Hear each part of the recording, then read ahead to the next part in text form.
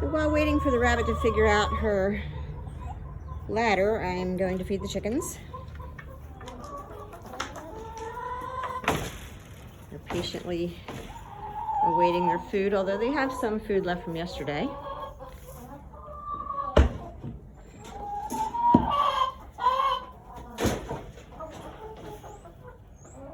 I didn't have any scraps for them this morning. I usually have scraps left over from breakfast, lunch, or dinner. I didn't have any this time.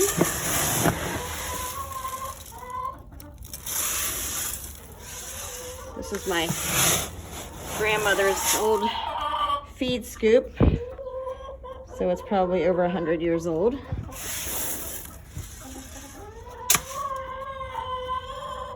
There we go. And also this feed trough also belonged to my grandmother, so it's very old as well. And the chicken nests also belonged to her. She was a great lover of poultry her whole life.